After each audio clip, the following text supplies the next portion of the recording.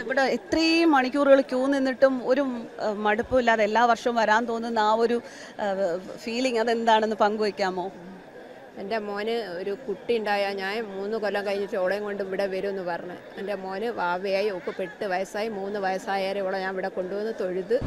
കൊട്ടിയൂരമ്പലത്തിൽ എല്ലാ വർഷവും വന്ന് ഇതുപോലെ ക്യൂ നിന്ന് എത്ര ബുദ്ധിമുട്ടുകളുണ്ടെങ്കിലും അത്രയും മണിക്കൂറുകൾ ക്യൂ നിന്ന് ഭഗവാന്റെ സന്നിധിയിൽ പോയി ആ സ്വയംഭൂവായ ശിവലിംഗത്തെ തൊഴുതു മടങ്ങുന്ന ഭക്തർക്ക് പറയാൻ ഒരുപാട് അനുഭവങ്ങളുണ്ടാകും.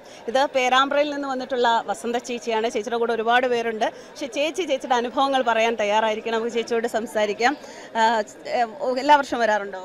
കഴിഞ്ഞ വർഷം വന്നില്ല, അതിൻ്റെ മുമ്പിലത്തെ വർഷമൊക്കെ വന്നതാ. ഇവിടെ ഇത്രയും മണിക്കൂറുകൾ ക്യൂ നിന്നിട്ടും ഒരു മടുപ്പുമില്ലാതെ എല്ലാ വർഷവും വരാൻ തോന്നുന്ന ആ ഒരു ഫീലിംഗ് അതെന്താണെന്ന് പങ്കുവയ്ക്കാമോ?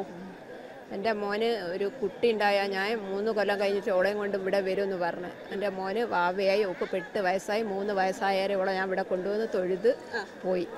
എന്നൊരു കൊല്ലം ഞാൻ വന്ന്, കഴിഞ്ഞ കൊല്ലം വന്നില്ല, വരാനായില്ല, പ്രാവശ്യം വന്നു.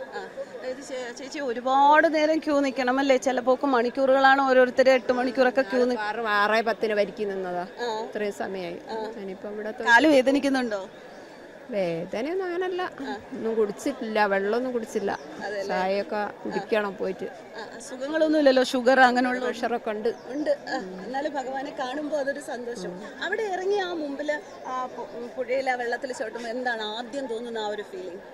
എന്തോ നമുക്ക് എന്തോ ഒരു അനുഭൂതി തോന്നും.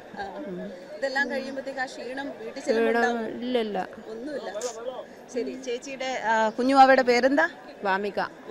വാമികയ്ക്ക് ഒരുപാട് നല്ല അനുഭവങ്ങൾ, നല്ല ഒരു ജീവിതം, നല്ല ഐശ്വര്യം ഒക്കെ ഉണ്ടാകട്ടെ. ഒപ്പം ചേച്ചിക്കും ആരോഗ്യം ഭഗവാൻ നൽകട്ടെ ഞങ്ങൾ ആശംസിക്കുന്നു.